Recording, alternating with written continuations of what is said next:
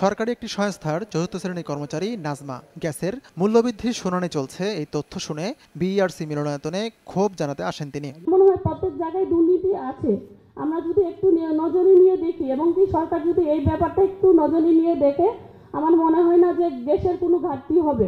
এর আগে শুনানিতে বৃহস্পতিবার সকালে কর্ণফুলী ও বিকেলে পশ্চিমাঞ্চল গ্যাস কোম্পানি দাম বাড়ানোর প্রস্তাব করে। প্রস্তাবে বাসাবাড়িতে এক চুলার ক্ষেত্রে 750 পরিবর্তে 13.5 এবং 2 চুলার ক্ষেত্রে 800 পরিবর্তে দাবি করা হয় 1440 টাকার। একইভাবে বিদ্যুতে 208, 211, শিল্পে 132% মূল্যবৃদ্ধির প্রস্তাব করে তারা। কোম্পানি চালাতে হলে আমাদের বর্তমান মার্জিনকে অবশ্যই বৃদ্ধি করা প্রয়োজন বলে আমি কমিশনের কাছে আবেদন জানাচ্ছি। খেতে ক্ষুব্ধ প্রতিক্রিয়া জানান বিভিন্ন পর্যায়ের প্রতিনিধিরা। ওই সব জায়গায় বাড়লে আমার বিদ্যুৎ, সার সব জায়গায় যেমন বাড়বে, গাড়ি ভাড়া বাড়বে, যাতায়াত খরচ বাড়বে, আমাদের সব ক্ষেত্রে জনগণের পকেট কাটার জায়গাটা যাবে। যারা এলএনজি আমদানি করে এবং তাদের স্বার্থ রক্ষা করার জন্যই মূলত আজকের এই মূল্য বৃদ্ধির প্রস্তাব।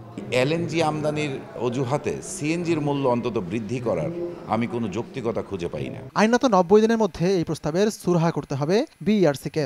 আমরা আপ্রাণ চেষ্টা করি এগুলো বাস্তবে কার্যকর করা এবং আমাদের ভোক্তাদেরকে যতটুকু পর্যন্ত সম্ভব এটা কমফোর্ট দেওয়া।